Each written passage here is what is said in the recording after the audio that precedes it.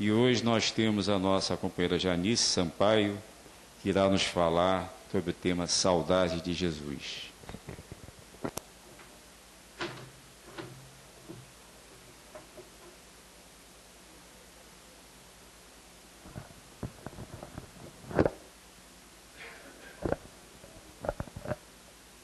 Boa noite, meus irmãos.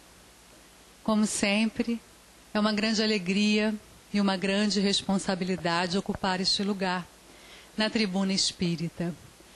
Mas sempre que tomo este lugar nesta casa, me sinto muito à vontade, porque esta é uma casa que também é minha.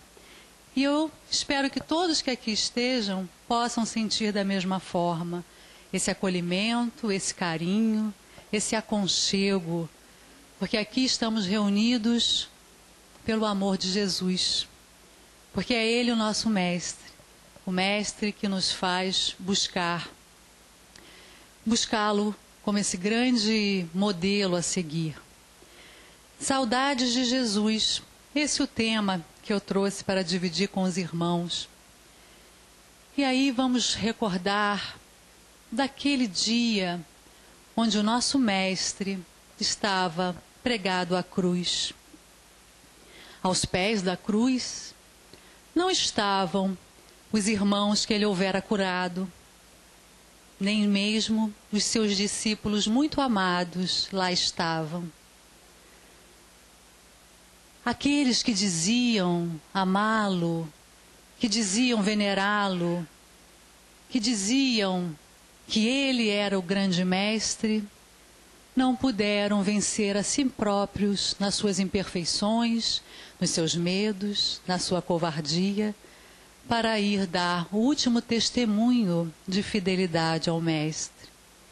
Mas lá estavam um grupo de algumas mulheres, dentre elas sua mãe Maria e também Joana de Cusa e algumas outras. Porque as mulheres, muitas vezes, ou na maioria das vezes, seguem o coração e deixam de lado a razão. Essa razão que para aqueles homens falou mais forte: se eu lá estiver, vou ser perseguido, vou sofrer o preconceito de estar dando apoio àquele que se crucificara. Mas as mulheres não. Por isso, não tenham receio. Vocês, homens, se não passaram, ainda vão passar por uma encarnação num corpo feminino, para que sejam despertados aqueles atributos que a masculinidade não deixa. Porque precisamos evoluir em todas as formas, no emocional, no racional, no sentimental.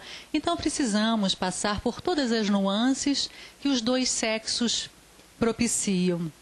Mas lá estavam então aquelas mulheres e o mestre nos seus últimos instantes, e antes que pudesse dar o último suspiro, se aproxima então o seu discípulo mais novo, João. Venceu a sua racionalidade e foi lá ter com o seu mestre tão amado. Talvez pelos arroubos da juventude, nós somos mais destemidos quando somos mais novos, talvez porque muito imaturos, nós não pesemos muito bem as circunstâncias, mas lá estava João, que se junta àquele grupo de mulheres e abraça Maria, consolando-a. Jesus, nesse instante, vira para eles e diz: mulher, eis aí o seu filho. Filho, eis aí a sua mãe. E cerra os olhos no seu último suspiro de vida física.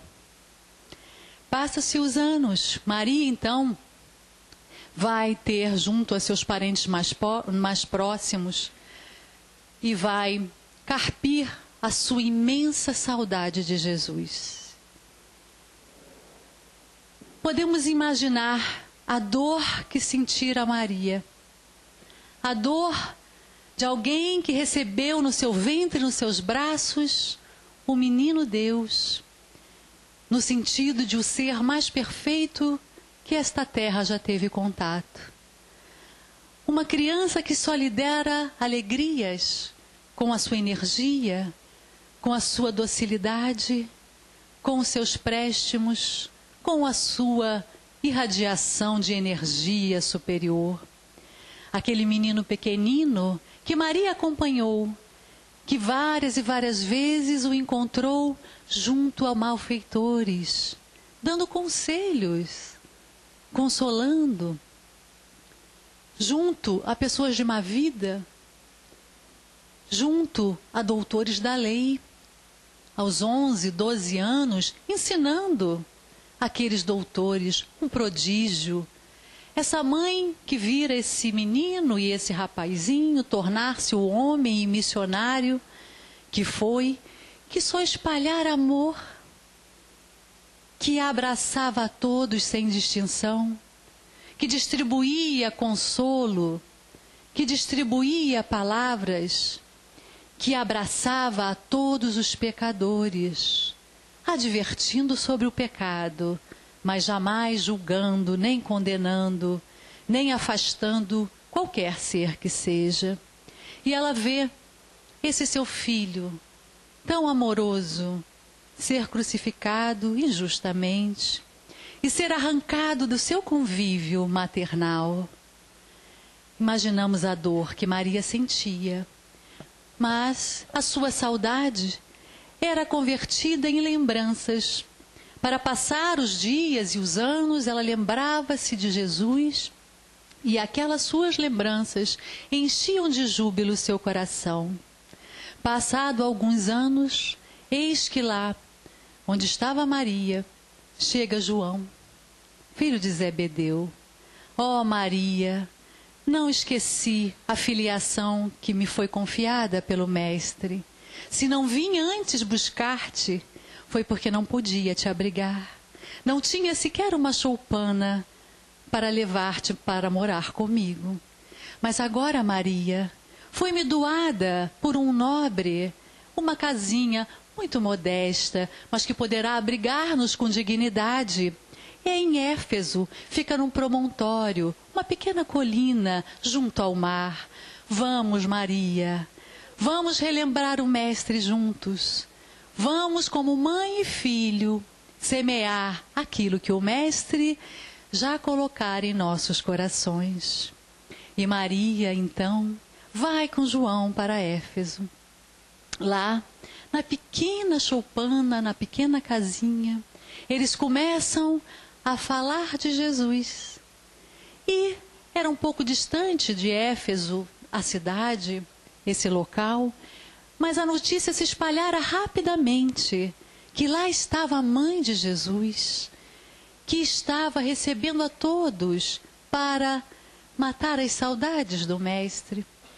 As pessoas então corriam para junto de Maria, para receber do seu coração amoroso as consolações para os seus espíritos perturbados, para os seus físicos dilacerados, porque Maria passou a acolher a todos e cuidar de todos. Enquanto João, pela cidade, pregava as mensagens do Mestre, Maria, no casebre singelo, recebia os necessitados do corpo e da alma, para pensar-lhe as feridas e para consolar as suas almas. E aí, ficar então naquele trabalho incessante. Muitas vezes na choupana humilde faziam-se assembleias nas noites, e essa assembleia entrava a noite adentro, quando as estrelas estavam mais brilhantes no céu, porque todos ficavam inebriados a ouvir João falar sobre Jesus. Perdiam-se no tempo e nas horas. Uma vez, certo leproso foi lá buscar a Maria, que pensou-lhe as feridas, cuidou dos ferimentos, acolheu aquele pobre necessitado, e ele, num gesto de sublime gratidão, ajoelha-se, pede permissão para beijar-lhe as mãos e fala: Maria, tu és a mãe do nosso Mestre Jesus, tu és Maria Santíssima. A partir de então, a casinha de Éfeso ficou conhecida como Casa da Santíssima. E é por isso que hoje ouvimos muitas vezes essa denominação, Mãe Santíssima. Fora esse leproso consolado e mitigado nas suas dores por Maria, que assim a alcunhou com essa forma carinhosa e grata. Essa foi a forma que Maria e João encontraram de matar as saudades de Jesus. E a outra Maria, Maria de Magdala, essa discípula muito dedicada ao Mestre, que largara as facilidades da vida física que ela conseguia através da sua beleza e jovialidade, dos prazeres mundanos, assim que começou a ouvir falar de Jesus. Maria, que era uma meretriz, vai buscar Jesus, porque ela tinha fome, ela tinha carência, que nenhum daqueles que se deitavam com ela poderia suprir. Porque, meus irmãos, a nossa carência maior não é de nada físico, não é dos prazeres da matéria. Nós muitas vezes vamos buscar no consumismo, na gula, nas drogas, no álcool, um saciar para essa nossa carência, para esse vazio que sentimos, mas não encontramos.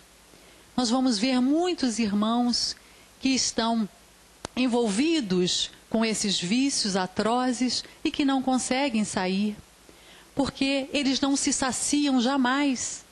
Porque a nossa grande busca é a busca do Espírito. Essa necessidade que temos de preencher a nossa espiritualidade, de buscar olhar para o ser espiritual que somos, em detrimento do ser físico. É claro que se temos uma roupagem carnal, precisamos dela cuidar, porque é a nossa ferramenta para atuar na matéria. Temos que nos alimentar, procurando uma alimentação correta, para prolongar a vida do corpo, porque a maioria de nós, como os nossos irmãos da espiritualidade, nos trazem as informações, chegamos antes do tempo de volta à espiritualidade. E lá chegamos como suicidas indiretos, porque a maioria de nós diminui numa média de 10 anos do que poderia aqui estar, com as nossas alimentações erradas, com os nossos pensamentos errados, que também deterioram o nosso corpo. Então precisamos estar atentos ao que estamos fazendo. Mas voltando para Maria de Magdala, ela se apaixonara imediatamente pelo Mestre, essa paixão de espírito, porque vira no Mestre aquilo que buscara a sua vida inteira. Quando ela, então, resolve seguir a Jesus, no que ele diz: vá, Maria, vá e ame os filhos de outras carnes, já que tu, Maria, não pudeste ser mãe. Então ame os filhos que não têm mãe, as mães que não têm filho. Vá, porque o amor cobre a multidão dos pecados. E foi assim que Maria fez. E saiu mudando a sua vida. E quando o Mestre desencarna, Maria, tomada de saudades, um dia está fazendo as suas elucubrações à beira do mar, pensando no Mestre, saudosa, já que antes, assim que Jesus desencarnara, ela fora buscar os seus discípulos, porque queria seguir com eles. Mas o preconceito não deixou. Uma mulher, naquela época, já era mal vista. Sendo ex-meretriz, então, nossa, nem os discípulos conseguiram burlar seus próprios preconceitos. Mas Maria não ficou triste. Ela se afastou e seguiu só. E nesse dia, então, fazendo as suas reflexões acerca da sua situação, porque não tinha mais como ganhar a vida da forma que ganhara anteriormente, ela buscara, então, serviços humildes, mais honestos, e ela ali estava à beira da praia a recordar daquele Mestre que tocara-lhe o coração e que a fizera renascer. quando ela escuta os sinos. Era um grupo de leprosos que se aproximava. E nessa época os leprosos usavam guizos, porque quando eles entravam nas cidades, eles tinham que ser ouvidos para que todos pudessem entrar em suas casas, saírem das ruas, porque eles não podiam se misturar pelo risco do contágio.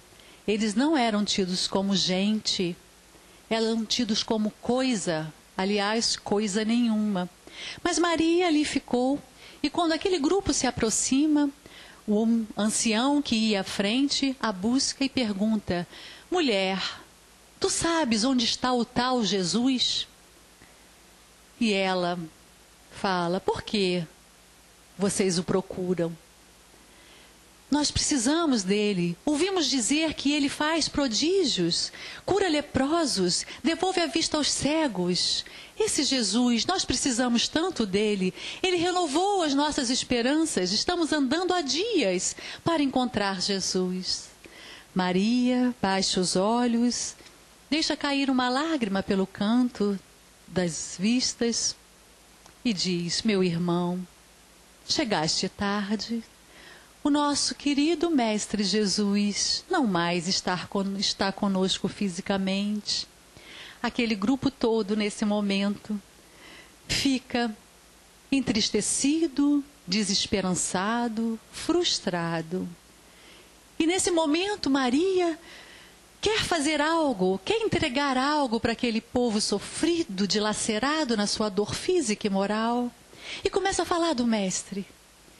Mas ele nos falava que o reino dos céus está destinado a todos nós, que a alegria não é deste mundo, que um dia estaremos com ele no reino dos céus. E começa a olhar sobre os ensinamentos do Mestre e ver que naqueles olhos começa de novo a renascer uma esperança, um brilho de alegria. Todos se sentam e ela passa algumas horas falando sem parar sobre o Mestre. Quando ela cai em si e para, ela percebe: aqueles eram os filhos que Jesus a recomendara que cuidasse. E vai então com aquele grupo de leprosos para o Vale dos Leprosos e lá começa a cuidar deles.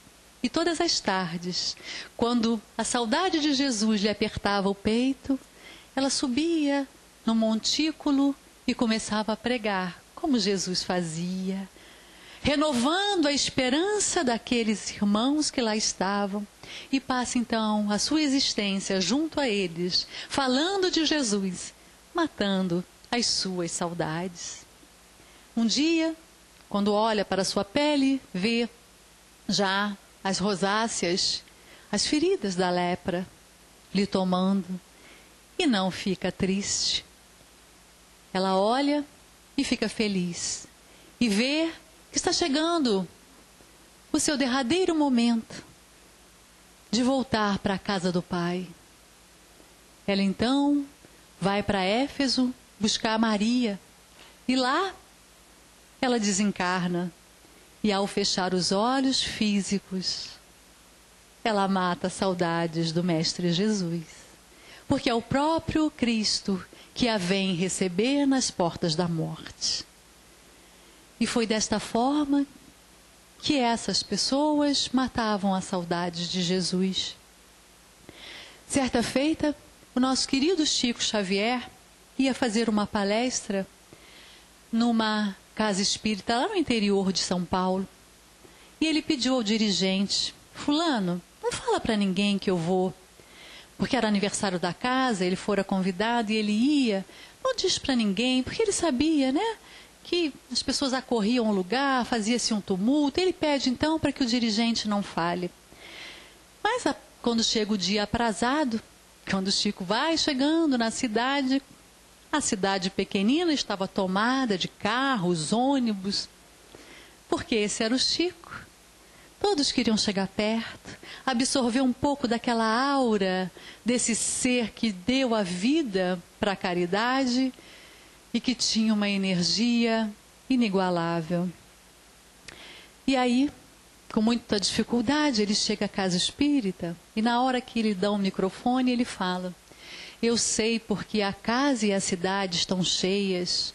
Hoje, aqui reunidos estão todas aquelas pessoas que estão com muita saudade de Jesus. Então é por isso que nós estamos hoje aqui. Nós temos saudades de Jesus. Porque Jesus representa aquilo que nós queremos ser. E nós precisamos de combustível para essa nossa busca. Sozinho não conseguimos. Precisamos estar juntos, unidos nessa grande busca, ouvindo o Evangelho de Jesus. Ouvindo e ouvindo de novo. Cada irmão que aqui vem à tribuna e fala do Evangelho de Jesus, traz um novo combustível para que nós busquemos colocar o Evangelho de Jesus em nossas vidas, para relembrarmos Jesus, para nos aproximarmos do Mestre, do qual temos muitas saudades, porque estamos muito tempo afastados dele. Talvez nós estejamos neste momento, querendo nos redimir daquele momento que tivemos oportunidade de estar próximo do Mestre e nós demos as costas. Nós vociferamos contra o Mestre ou nós fizemos algo contra o Mestre. E agora estamos com muitas saudades, porque vivenciar o Evangelho de Jesus é trazer essa vivência que ele nos ensinou para o nosso dia a dia.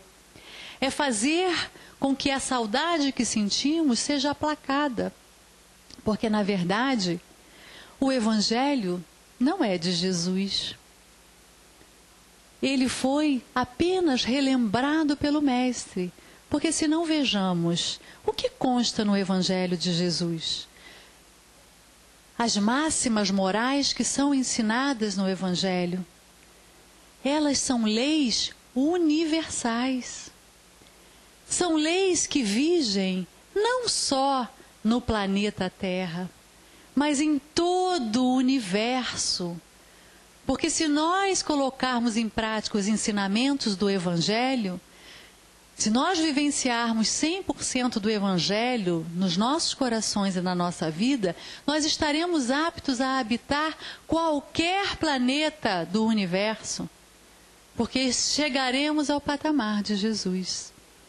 Então, meus irmãos, o Evangelho de Jesus não é um código de leis, é um código moral, que precisa ser encarado por nós desta forma, para que a gente tire das nossas leis físicas.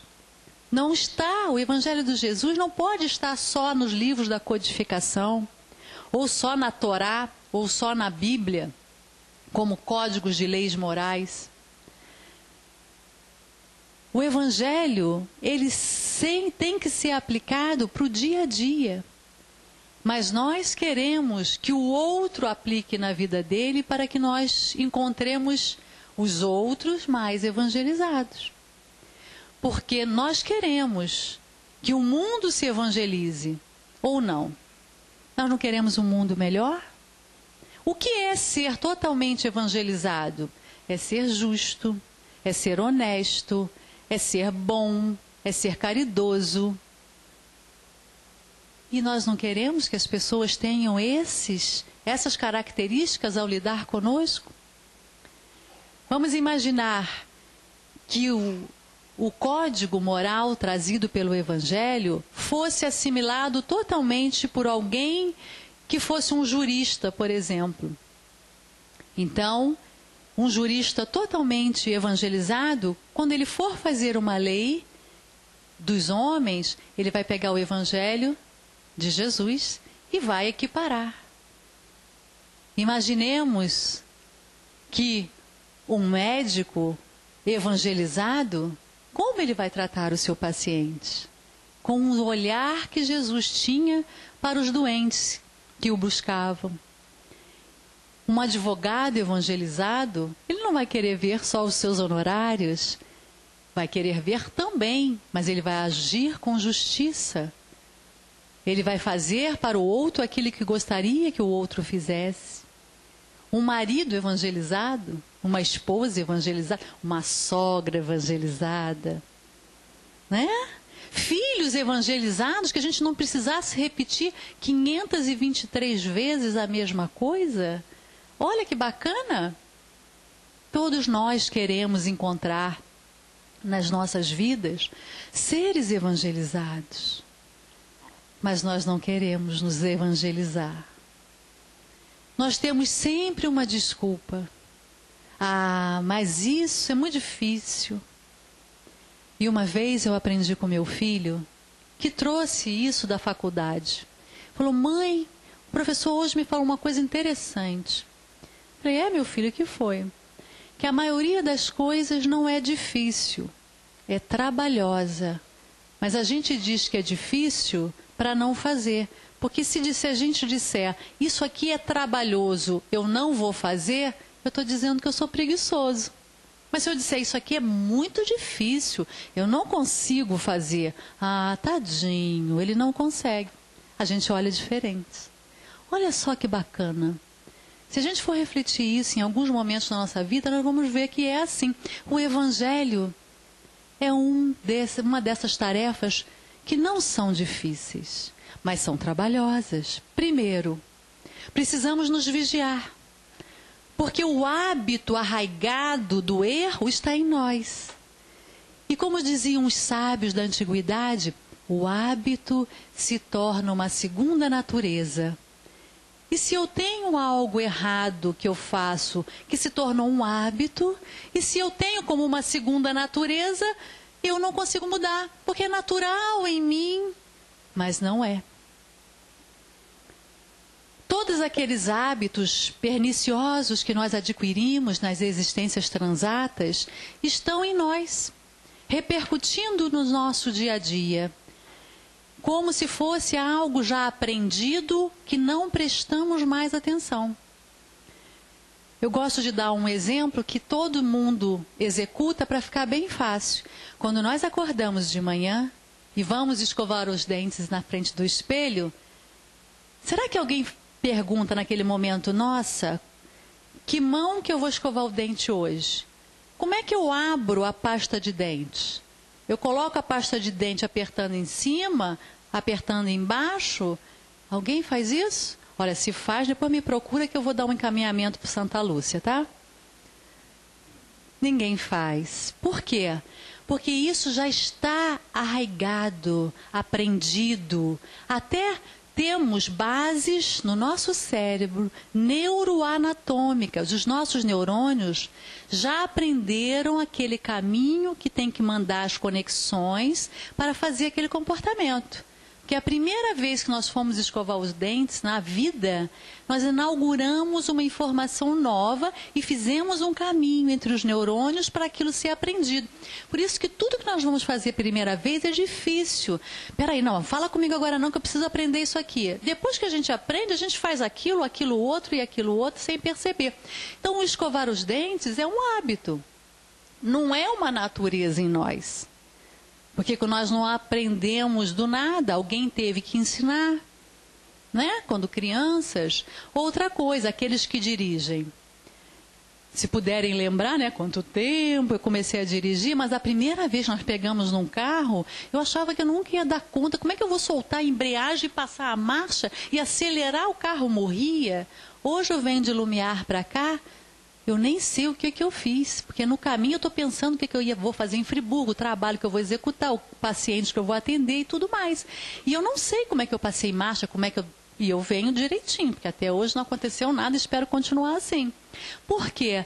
Porque esse aprendizado, depois dele estar instalado, nós jogamos para o inconsciente. Ele não está mais na nossa memória de trabalho, essa memória que a gente precisa utilizar para estar efetuando. E assim acontece, meus irmãos, com o hábito de falar mal dos outros, com o ato de revidar uma ofensa. Então, para mudarmos para evoluirmos moralmente e colocarmos o Evangelho de Jesus nas nossas existências, nós precisamos vigiar.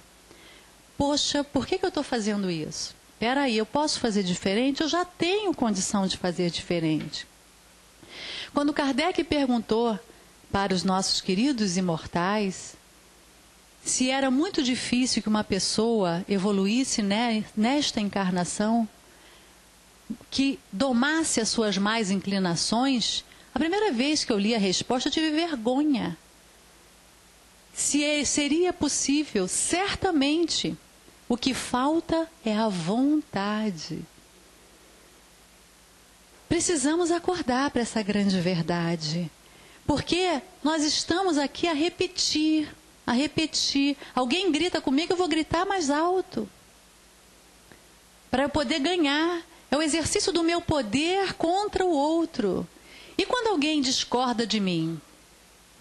Entre marido e mulher isso é muito normal. O outro, eu tenho uma opinião, o outro emite uma opinião diferente, eu já me armo contra. Por quê? Porque nós ainda temos a ideia de que quem pensa diferente de nós está contra nós, e não está. Ele é um outro ser, com uma outra bagagem experiencial, que vai trazer uma nova visão da mesma coisa. E, meus irmãos, é muito bom sermos diferentes, porque é a diferença que faz com que nos lapidemos e evoluamos. Existe uma lei de empreendedorismo que nos mostra muito bem, muito claramente como é boa a diferença. Dentro de uma mesma empresa, se dois executivos pensam da mesma forma, um é dispensável. Porque é exatamente na diferença, cada um tendo uma visão da mesma coisa, que há o crescimento, a fomentação de ideias novas dentro da empresa. É através do diálogo, das parcerias, onde eu vejo esse copo de uma forma, o outro vê de outra, e aí nós vamos construir um novo olhar, né? É o pensamento dialético, onde de duas ideias nasce uma terceira, mais evoluída, com mais consistência. É para isso que nós temos que evoluir, para vermos os nossos irmãos de caminhada como parceiros, como companheiros. Nós queremos partilhar a vida ou nós queremos apenas liderar? Às vezes, nós estamos tão cansados de liderar alguma coisa e não nos damos conta, porque não abrimos mão do poder. Um chefe de família, por exemplo, talvez fosse muito mais fácil a carga que ele exerce dentro daquela família se ele partilhasse aquele poder que ele tanto detém com a mulher, com os filhos, dando voz. Isso não é deixar de ter respeito, muito pelo contrário. Alguém que dá voz ao outro é alguém que merece todo o respeito. Alguém que tem a humildade de saber que ele não sabe tudo. Aliás, nós não sabemos nada. É alguém que vai ser olhado com respeito. Quando nós, sinceramente, ao ser perguntados por um filho ou por qualquer pessoa, falamos, eu não sei esse assunto, mas vou buscar saber, ou se você sabe, me dê a informação, isso te faz muito mais respeitado do que você responder qualquer coisa ou agredir aquela pessoa por proteção para que ela não chegue perto. Precisamos rever os nossos valores e compreender que Evangelho, ele é movimento ativo em nossas vidas. Não é um código para ser usado dentro da casa espírita. Porque é muito fácil. Nós aqui, quando entramos, começamos a vibrar numa sintonia, num poder de amor, de fraternidade. Saímos daqui com ideias renovadas, queremos ser melhores do que somos. Chega lá fora, começa a se perder. Aqui é fácil e tem uma causa muito de bom senso. Quando nós aqui entramos, aqui é um ambiente onde só se fala no bem, na caridade, no Evangelho, onde é um hospital, uma escola, onde o mundo espiritual aqui se manifesta de uma forma efetiva, então está impregnado de energias saudáveis e elevadas. Então o que acontece? Quando nós aqui adentramos, nós fazemos um link com o nosso melhor. E aí nós nos sentimos realmente melhor, não é hipocrisia. Então, meus irmãos, isso que nós sentimos quando estamos aqui, de nos sentirmos melhor, de nos sentirmos capazes de fazer o bem, é o nosso íntimo gritando e dizendo: você pode ser melhor. E como é que nós fazemos isso lá fora? Vigiando e orando para não cair na tentação de exercer os velhos hábitos. Vamos ter a coragem de mudar. Não podemos mais adiar. Porque esta encarnação nos foi dada porque nós nos comprometemos a fazer diferente. Se fosse para fazer igual, não nos seria dada essa oportunidade. Que nós possamos voltar para a casa do Pai com o dever feito. Que possamos sair daqui um pouco melhorados em alguma das nossas mazelas morais. Peguemos uma, todos nós sabemos aonde somos mais necessitados. E vamos evangelizar pelo menos um dos nossos defeitos. Porque certamente voltaremos para a casa do Pai mais aliviados. Quando lá chegarmos e vermos o nosso comprometimento, nosso processo reencarnatório, onde nos comprometemos a fazer diferente e melhor, que nós não tenhamos a desilusão, a frustração de ver que aqui viemos e por culpar a sua natureza errada, nós não melhoramos. Nós podemos e devemos fazer diferente para que a nossa próxima reencarnação possa, inclusive, ser na Terra. Porque, como nos disse Jesus, bem-aventurados os mansos e pacíficos, porque herdarão a terra.